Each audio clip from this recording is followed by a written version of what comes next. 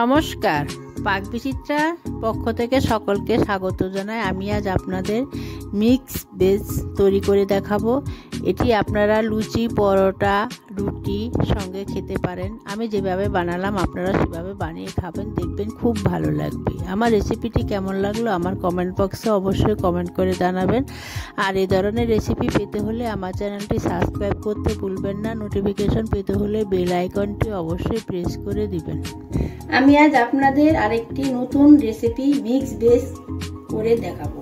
সেজন্য আমি এখানে নিয়েছি 300 গ্রাম পনির। পনিরটা আমি চৌকো করে কেটে নিয়েছি। কিছু ফুলকপি নিয়েছি, একটু ছোটো করে কেটে নিয়েছি। বিনস নিয়েছি কিছু, সেটা আমি একটু কেটে নিয়েছি। গাজর নিয়েছি, সেটা আমি একটু এভাবে কেটে নিয়েছি। এখানে দুটো মিডিয়াম সাইজের পেঁয়াজ আমি কুচি করে কেটে নিয়েছি। একটি সবুজ ক্যাপসিকাম আমি সেটা একটু ছোট ছোট ডুমো করে কেটে নিয়েছি। এখানে আমি 150 গ্রাম মটরশুঁটি খোসা ছাড়িয়ে নিয়েছি। এখানে চারমগজ আর কাজু মিলিয়ে 4 টেবিল চামচ শিলে পেস্ট করে নিয়েছি। এখানে আদা রসুন পেস্ট একসঙ্গে নিয়েছি আমি 1 টেবিল চামচ। এখানে 4টা কাঁচা লঙ্কা আমি কুচি করে নিয়েছি, আপনারা চাইলে পেস্টও দিতে পারেন। এখানে নিয়েছি হলুদ গুঁড়ো 1/2 টেবিল চামচ, 1 টেবিল চামচ জিরে গুঁড়ো, 1 টেবিল চামচ ধনে গুঁড়ো, চা চামচের 1 চামচ গরম মশলা গুঁড়ো, অল্প পরিমাণে নিয়েছি কস্তুরি মেথি আর কাশ্মীরি লঙ্কা গুঁড়ো নিয়েছি চা চামচের 1 চামচ। ফোড়নের জন্য নিয়েছি সাদা গোটা জিরে 1/2 টেবিল চামচ, 3টে এলাচ আমি ফাটিয়ে নিয়েছি, 1 টুকরো দারচিনি নিয়েছি, 2টো তেজপাতা, 1টা শুকনো লঙ্কা আর নিয়েছি নুন আর লাগবে ঘি। দেখুন আমি একটা ননস্টিক কড়াতে সাদা তেল গরম করে নিয়েছি। এখন আমি পনিরগুলো ভেজে নেব।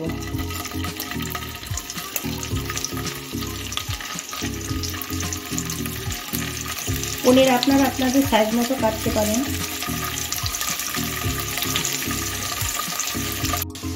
দেখুন আমি একটা বলে হালকা কুসুম গরম জল নিয়েছি, 1/2 টেবিল চামচের কম নুন দিয়ে দিচ্ছি, পাতিলেবু নিয়েছি, একটু রস দিয়ে দিচ্ছি।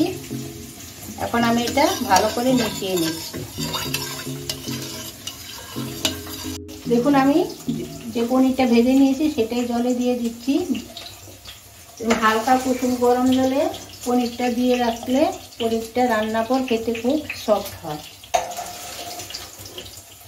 আমি বেশি লাল করে ভাজছি না। দেখুন আমার পনির ভাজা হয়ে গেছে। পনির ভাজার তেলে আমি আরেক টেবিল চামচ তেল অ্যাড করে দিয়েছি। এখন আমি সবজিগুলি ভেজে নেব। তার জন্য আমি ফুলকপিটা দিয়ে দিচ্ছি।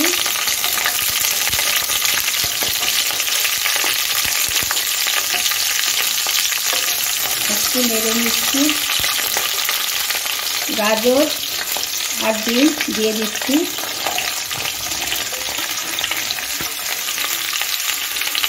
ক্যাপসিকামটা দিয়ে দিচ্ছি, মটরশুঁটি দিয়ে দিচ্ছি,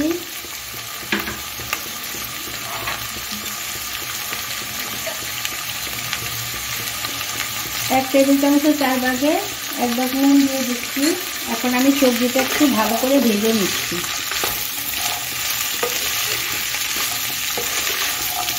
দেখুন আমার সবজি ভাজা হয়ে গেছে, আমি এখন নামিয়ে নিচ্ছি। মিডিয়াম করে ভেজে নিয়েছি। দেখুন আমি ননস্টিক কড়াইতে সাদা তেল দিয়ে গরম করে নিয়েছি।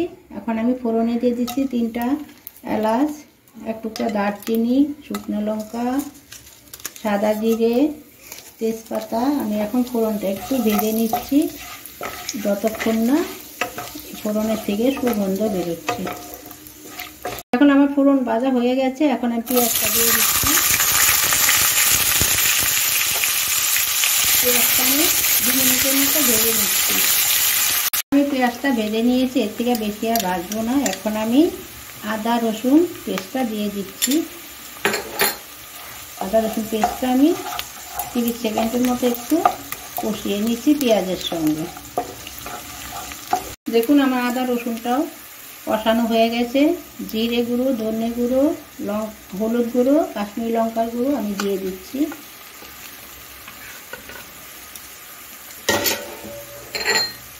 সামান্য পরিমাণ একটু জল দিয়ে দিলাম। এখন মশলাটা আমি মিডিয়াম ফ্লেমে রেখে গ্যাসটা ভালো করে কষিয়ে নেব। দেখুন আমার মশলাটা কষানো হয়ে গেছে, মশলা থেকে তেল ছাড়তে শুরু করেছে, দেখতেও খুব সুন্দর হয়েছে। এখন আমি চালমগজ আর কাজু পেস্টটা দিয়ে দিচ্ছি।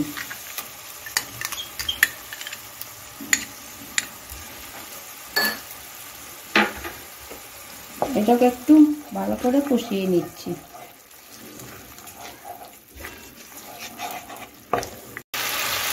কচুরি মেথিটাও দিয়ে দিচ্ছি, দিয়ে এখন ভালো করে একটু কষিয়ে নিচ্ছি। দেখুন আমার কাজু পেস্ট দিয়েও আমার কষানো হয়ে গেছে। এখন আমি সবজিটা দিয়ে দিচ্ছি। সবজিটা মশলার সাথে একটু ভালো করে কষিয়ে নিচ্ছি।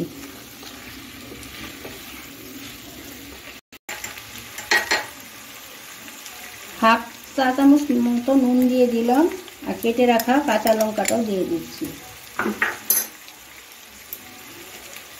এখন আর নুনটাও সবজির সঙ্গে ভালো করে মিশিয়ে নিচ্ছি। এখানে নুন ঝাল আপনাদের পছন্দ অনুযায়ী দেবেন।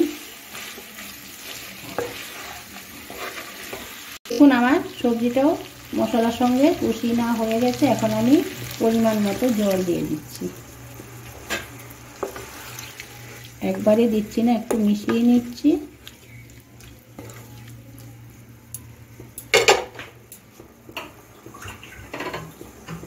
আর একটু দিয়ে দিচ্ছি।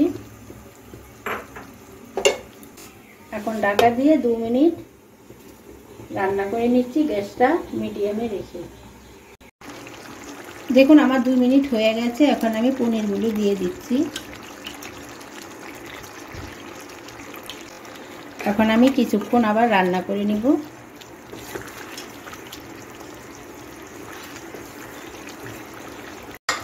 আমি আবার ঢাকা দিয়ে দিচ্ছি। ঢাকা দিয়ে রান্না করে জলটা আমি শুকিয়ে নেব।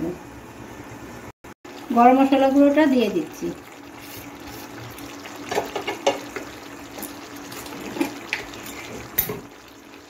এক টেবিল চামচ ঘি দিয়ে দিচ্ছি। এখন সব কিছু ভালো করে মিশিয়ে নিচ্ছি। দেখুন আমার মিক্স ভেজ তৈরি হয়ে গেছে। আমি যেভাবে রান্না করলাম আপনারা সেভাবে রান্না করে খাবেন, দেখবেন খুব ভালো লাগবে। এখানে আমি কোনো মিষ্টি অ্যাড করছি না, আপনারা চাইলে একটু আপনাদের স্বাদ অনুযায়ী চিনি দিতে পারেন। দেখুন আমার টেস্টি মিক্স ভেজ তৈরি হয়ে গেছে।